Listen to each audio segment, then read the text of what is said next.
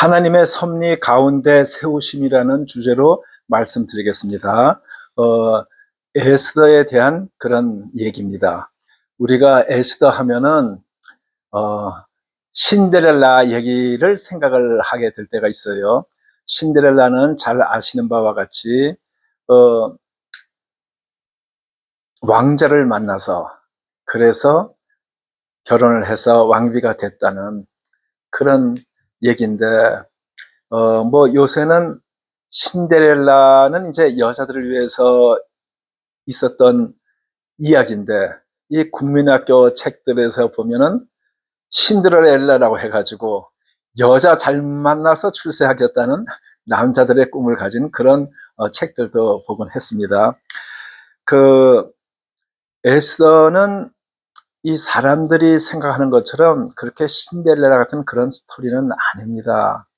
에스더가 그 아하수로 왕을 만나서 왕비가 됐지만 그 기간이 그렇게 길지가 않았어요. 사람들은 신데렐라가 그 왕자를 만나서 그 다음에 왕이 되고 자녀를 낳고 오래오래 사는 걸로 그렇게 기억을 하는데, 에스더는 아하수로 왕의 왕비로 산 기간이 불과 13여 년밖에 안 됩니다.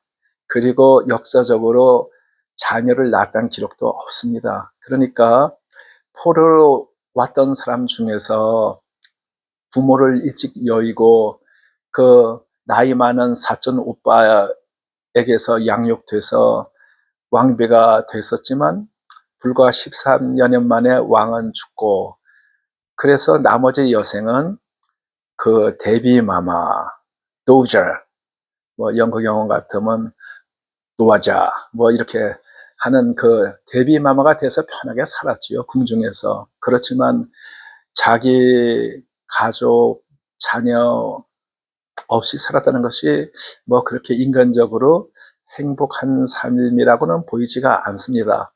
그렇지만 에스를 통해서 그 나라 온 민족이 다 죽게 되었을 때 그 민족을 구한 그런 일을 보면은 그래도 이 하나님의 선민이라고 하는 이스라엘 백성에게는 큰 의미가 있는 그런 삶을 살았죠.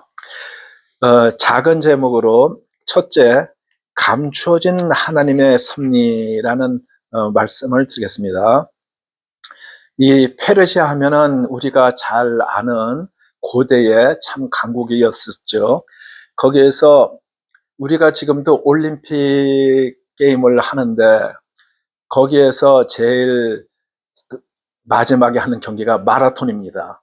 그 마라톤이라는 경기는 이 페르시아에서 그리스를 쳐들어갔을 때 그 이기기 힘든 싸움을 이겨가지고 승절 이겼다는 얘기를 전하는 사람이 그 가급적 빨리 알리려고 뛰어가다가 이겼다 그러고 죽었다는 그것을 기념해 가지고 이 마라톤 경기를 쭉 하다가 올림픽에 이제 만들 때에 마라톤이라는 경기를 집어넣었죠. 바로 그 마라톤 경기가 페르시아의 다리우스 왕이 그리스를 쳐들어갔을 때, 그 아테네에서 그리스인이 승리를 했을 때 그때 얘기를 기념하는 겁니다. 그 다리우스의 뒤를 이어서 왕이 된 사람이 아하수에로, 그러니까 뭐 역사에서는 크세르크세스라는 이름으로 더 많이 알려져 있는데, 그 아하수에로 왕은 그 페르시아 역사에서는 좀 무능한 왕이라는 그런 평이 있어요.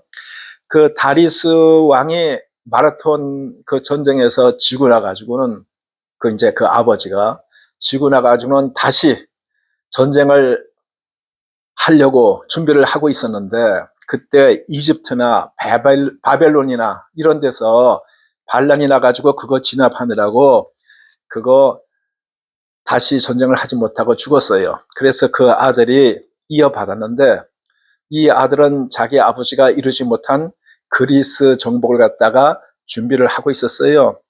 그랬는데 이 나라 전쟁을 할 때는 보통 사람들이 잘 모르지만 전비가 엄청나게 많이 들어갑니다. 그러니까 경제가 뒷받침을 하지 못하면 전쟁하기가 상당히 힘듭니다. 그리고 또 많은 병력을 모아야 돼요. 현대전은 그 중요성이 좀 덜해 가지만 옛날에는 뭐 그냥 싸움만 한다는 게 주로 맨파워 아니겠어요? 사람이 다 그 싸워 가지고 하는데 그렇게 하려면은 많은 사람들에게서 협조를 구해야 돼요. 이 아수르 왕 때는 그 당시에서는 세계 최대의 강국이라고 할 수가 있죠. 인도에서 구수까지 127도를 다스렸었는데 그 아수르 왕이 잔치를 벌였어요. 그 잔치가 뭐 요새처럼 하루 이틀이 아니고 몇 달씩 가는 그런 잔치인데 그래가지고 그 자기네 페르시아, 바사 그리고 또 메대의 그 장수들, 군인들 또 각도의 귀족과 방백들 그런 사람들을 다 모아가지고 잔치를 하는데 거기에서 이 아수라 왕이 뭐 강요하는 것보다는 남의 마음을 사기 위해서 굉장히 이렇게 존중을 해주고 자유롭게 해주고 그렇게 사람들의 마음을 사야지 병력도 보내고 정비도 되고 할 거 아니겠어요. 그래서 했는데 왕이 이제 잔치 중에 얼큰이 취해가지고 자기 왕후 와스디를 갖다가 그 와스디가 자기가 보기에 참 아름답다 해서 남들한테 자랑을 하고 싶어가지고 와스디를 부르러 4시 7명을 갖다가 보냈어요. 근데 이 와스디가 자기는 또 자기 나름대로 여자들 다 모아가지고 그 궁에서 다른 잔치를 하고 있었는데 안 오겠다고 그러는 거예요. 그러니까 이 왕이 굉장히 분노했어요. 그래가지고 왕이 그때 어떤 제도가 있었냐 하면은 왕명을 좇지 아니하면 그 신하들에게 물어보는 그런 규례가 있어서 그 규례대로 이걸 어떻게 처치할까 그랬더니 그 신하들이 뭐라고 대답을 하나 하면은 이거 그냥 지나가면 안 됩니다. 이 분명히 여기에 대해서는 처벌이 따라야지 기강을 잡을 수가 있지 이거 그냥 넘어가면은 우리 보통 사람들의 아낙네들이 남편을 우습게 여겨가지고 기강이 안 잡히니까 이 와스디를 왕후 자리에서 폐위를 하고 새 왕후를 뽑자고 그렇게 하니까 왕이 그래 그렇게 하자 이렇게 했어요. 근데 그 나라가 이제 크고 이럴 때는 왕이 아주 특출해가지고 누부갓네살처럼 내가 꾼 꿈을 잊어버리는데 그 꾼 꿈을 알아내라 안 그러면 다 죽이겠다 그런 사람이 역사에 그 사람 말고는 저는 기억이 안 납니다. 그렇게 왕권이 강했을 때는 모르겠지만 왕권이 약해가지고 자기가 사람들한테 다 이렇게 협조를 구할 때는 그 사람들의 의견을 무시할 수가 없어요. 그래서 그 사람들이 하자는 대로 했는데 여기에서 이 아수르 왕이 참 큰 실수를 한 거예요. 왜 그러냐 하면은 남에게 자랑하고자 하는 것도 좀 유치한 면도 있지만 왕후가 안 했을 때 이걸 그냥 넘어갈 수도 있는데 자기 감정을 컨트롤하지 못해가지고 어떻게 처벌하냐 이를 크게 만들어가지고 왕후를 폐지하자 그랬는데 거기에서 자기가 그때는 화가 났었고 시간이 지났을 때는 상당히 후회했다고 해요. 그렇지만 변개할 수 없는 그런 저 신하들의 그 제안과 자기가 거기에 인정을 해가지고 결정을 내렸는데 그걸 차마 바꿀 수가 없는 거예요. 우리가 여기서도 하나 깨달아야 될 것이 우리가 어리석어서 감정에 충실하다 보니 일을 잘못 그르친 일들이 많이 있습니다. 지금 어디에서 어떤 일을 하시든지 내가 감정이 상당히 불쾌하고 참기 힘들다 하더라도 감정을 다스리는 자들이 성공을 한다는 것을 생각하고 자기 감정을 다스리겠다는 생각이 듭니다. 그래가지고 이제 그 왕후를 새로 뽑으려고 하는데 성경에는 이게 그 다음 바로 시행된 것 같이 그렇게 나타나지만 그 사이에 기간이 많이 흘러요. 왜 그러냐면은 우리가 역사를 보게 되면 뭐 성경에도 그거는 나와 있습니다. 아수르 왕이 된 지 3년 내 이 잔치를 열었다는 거예요. 그랬는데 실제 왕후가 뽑히는 거는 그로부터 4년 후인 왕 7년째, 그러니까 4년이라는 기간 동안이 흘러가요. 그러면 그동안에 무슨 일이 일어나냐면은 이 왕이 3년 때 이 잔치 열었잖아요.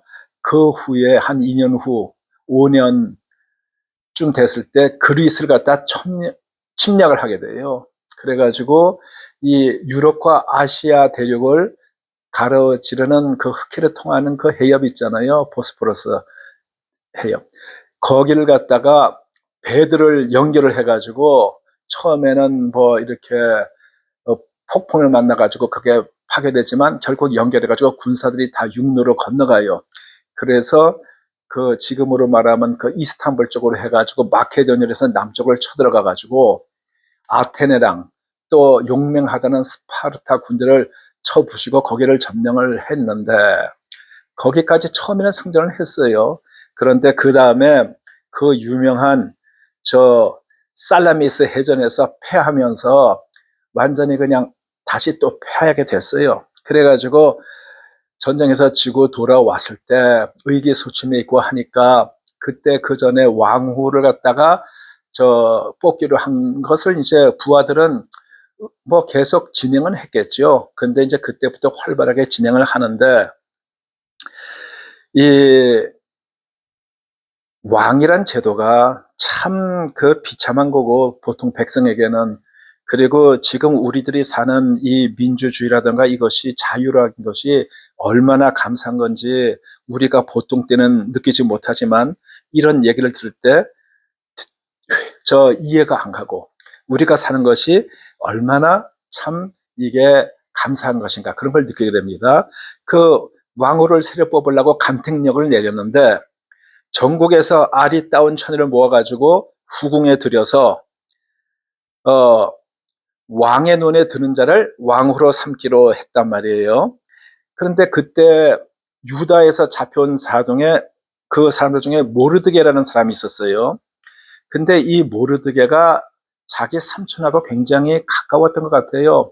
우리가 다른 나라의 공격을 받아가지고 거기에서 많은 사람이 죽고 뭐 부모도 죽고 배우자도 죽고 자식도 죽고 이런 경우들이 허다했는데 거기에서 이 모르드게가 자기 삼촌하고 포로로 잡혀왔을 때 서로 의지가 많이 됐던 것 같아요.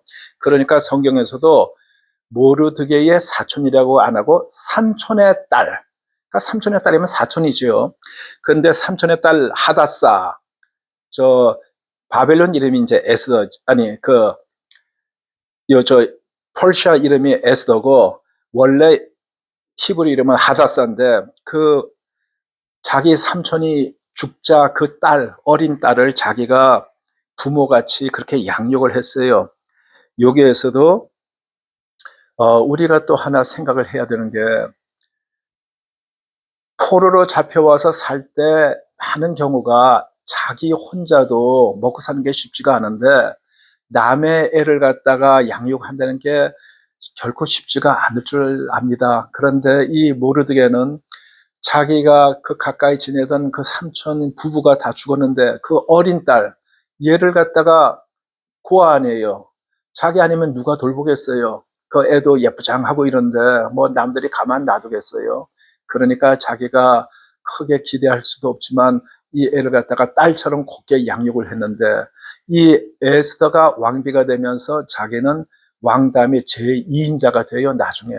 그러니까 자기가 그렇게 될 줄 알았으면은 우선 투자 가치가 있겠지만 많은 사람들이 내가 앞으로 알 수 없는 상황에서 선행을 베풀다가 하나님께 상을 받은 경우가 많이 있습니다.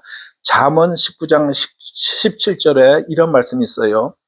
가난한 자를 불쌍히 여기는 것은 여호와께 꾸어 드리는 것이니 그의 선행을 그에게 갚아 주시리라. 이 세상에 우리가 보이는 모든 것은 하나님의 것입니다. 하나님께서 다 만드셨고 애당초에 다 하나님의 것이에요. 그런데 이 세상에 누가 감히 하나님께 구워드린다는 게 그건 말 자체가 성립이 안 되는 거예요. 그런데 이 잠언에서도 나와 있고 또 예수님께서도 많이 말씀하셨지만 가난한 자들에게 선행을 베푸는 건 하나님께 구워드리는 것이다. 하나님께서 그 선행을 갚아주시겠다. 그게 잠언 19장 17절 말씀에 되어 있고 예수님께서도 많이 말씀을 하셨어요. 이 모르드게는 그 에스를 갖다 딸처럼 곱게 양육을 했는데 그 왕의 간택력이 반포가 되었을 때 제 상식으로는 모르드게가 이 딸을 출세시키고 해가지고 자원해가지고 저 갔을 것 같진, 거기 보낼 것 같진 않아요.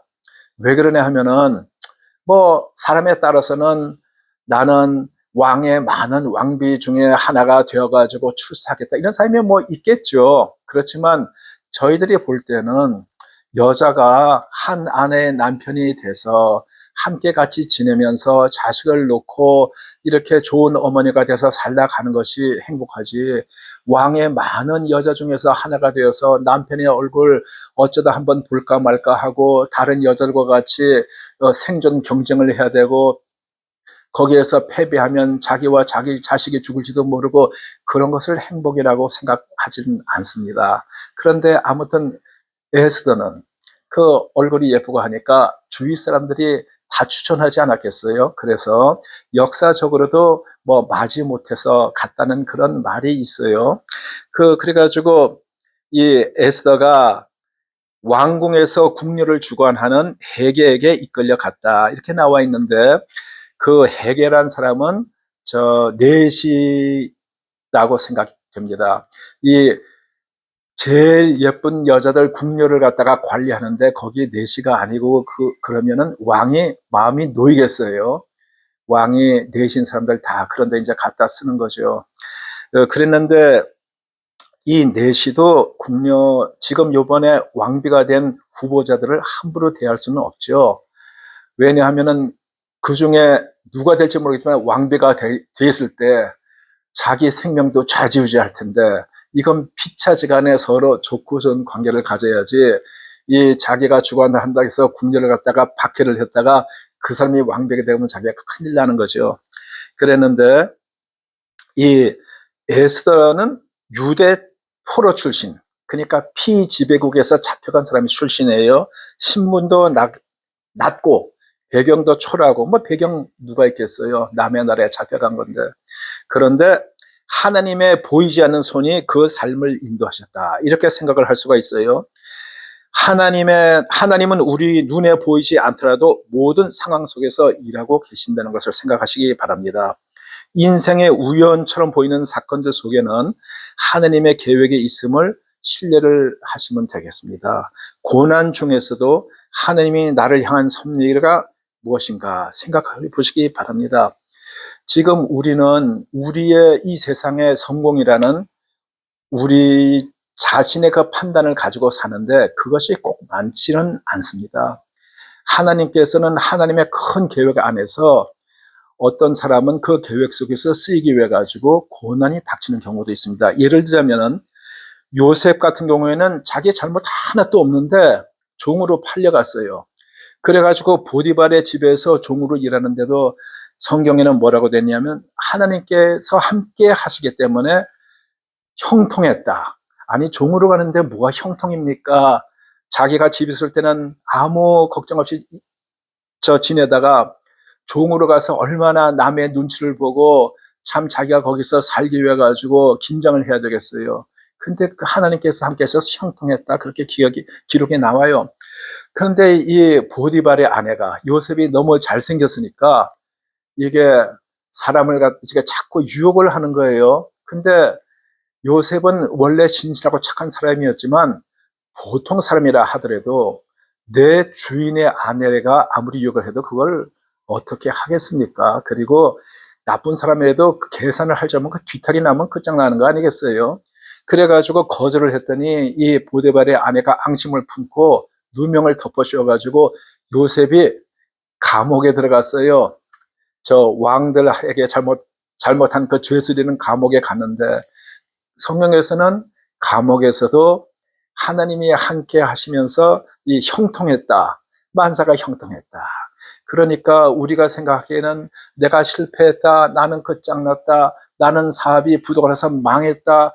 학교에서도 뭐 떨어졌다. 이런다 하더라도 하나님 뜻 가운데서 보면 형통할 수도 있는 것이고, 내가 세상에서 다 성공해서 두려울 것이 없고 아무것도 아쉬울 것도 없다 해도 그 사람은 미끄러운 자리에 있을 수도 있는 겁니다. 그러니까 그런 것을 내가 판단하고 낙심하고 실망하고 가지 말고 항상 끝까지 하나님을 믿는 그런 생활을 해야 되겠습니다. 어, 두 번째 작은 제목으로 믿음의 사람은 때를 따라 지혜롭게 행한다를 말씀드릴 수 있겠습니다. 이 국류를 주관하는 회개가 은혜를 베풀어 몸을 정결케 한 물품과 일용품을 줄 때 왕궁의 7 궁녀를 갖다가 주고 후궁 아름다운 처소로 옮겼더라, 이런 말씀이 있어요. 그런데 에스더가 자기의 민족과 종족을 고하지 아니했는데 왜 그러냐면은 모르드게가 하지 말라고 그래서 안 했습니다.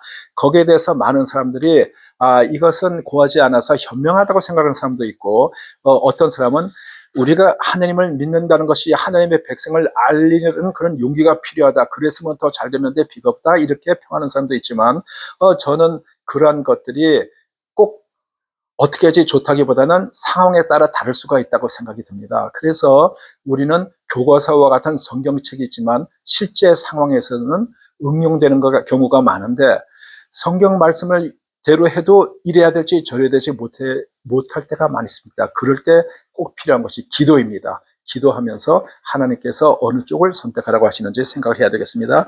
에스더는 겸손히 준비하며 하나님의 때를 기다렸습니다. 이 신앙은 단지 말로 드러나는 것이 아니고 상황에 따라 지혜롭게 반응하는 것이라고 생각이 듭니다. 지금이 기다릴 때인가 아니면 나설 때인가, 그것을 분별하는 지혜를 구하시기 바랍니다. 하나님의 뜻을 따라 순종하는 자에게 하나님은 길을 열어준다, 그것을 기억하시기 바라겠습니다. 세 번째 작은 제목으로 하나님은 큰 계획 안에 사람을 준비시킨다. 여기서 보면은 에스더가 차례대로 왕에게 나갈 때 국려를 주관하는 내시 회개가 정한 것 외에는 다른 것을 구하지 아니하였으나, 그러니까 많은 사람들은 내가 왕에게 나갈 때 이것도 달라, 멋있는 좀 큰 반지도 달라, 팔찌도 달라 이랬지만 에스더는 회개, 관리하는 사람이 준 거 외에는 자기가 일체 구하지 않았던 얘기예요. 그런데도 모든 자에게 괴물 얻었더라. 그러니까 사람들이 고임을 얻다, 그게 이제 좋아하다는 뜻이죠. 에스더가 이끌려 왕국에 들어가서 왕의 앞에 나가니 왕이 모든 여자도 에스더를 더욱 사랑하므로 저가 모든 처녀보다 왕의 앞에 더욱 은총을 얻은지라. 그래서 어떻게 됐다는 얘기예요. 그래서 왕비로 선택이 됐다, 그 얘기죠. 왕이 그 머리에 면류관을 씌우고 와스디를 대신해서 왕후를 삼은 후에 왕이 잔치를 크게 베풀었어요. 그 잔치는 무슨 잔치예요? 에스더를 위한 잔치지요. 에스더가 이제 왕비가 됐다. 지금으로 치면은 그냥 보통 사람으로 치면은 결혼식 이제 그 후에 하는 연회가 되겠죠. 그래서 모든 방백과 그 부하들 신복을 향응하고 또 각 도의 세금을 면제하고 오는 나라가 즐거워하는 거예요. 부하들에게 대접을 잘해주고 그 다음에 세금을 면제하는 게 보통 사람한테 얼마나 감사한 일이에요. 왕후 덕분에 우리가 세금 면제받았다. 그 다음에 왕의 풍부함을 따라 크게 상을 주었다. 여기에서 에스더의 겸손과 순종은 하나님의 사람으로서 준비한 태도였다. 또 자신을 낮추고 주님의 뜻에 따라 준비된 자를 높이신다. 그리고 세상에서 성공을 추구하기보다 하나님 앞에서 준비한 사람이 되자.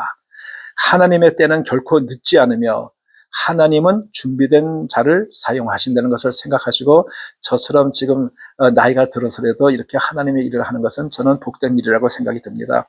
네 번째, 작은 충성이 하나님의 큰 계획에 쓰인다. 모르드게가 대궐 문에 앉았을 때에 문 지킨 왕의 넷이 두 사람이 그 반란 일으키는 것을 협의하는 것을 보고 모르드게가 에스더를 통해 가지고 왕에게 고하니까 그 두 사람은 나무에 달리고 궁중일기에 기록이 되었습니다. 모르드게의 작은 충성이 유대 민족을 구하는 그런 계기가 됩니다. 그거는 다음에 말씀드리겠습니다.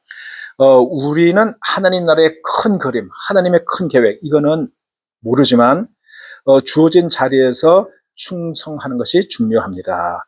직장, 가정, 교회에서 맡겨진 일에 충성합시다.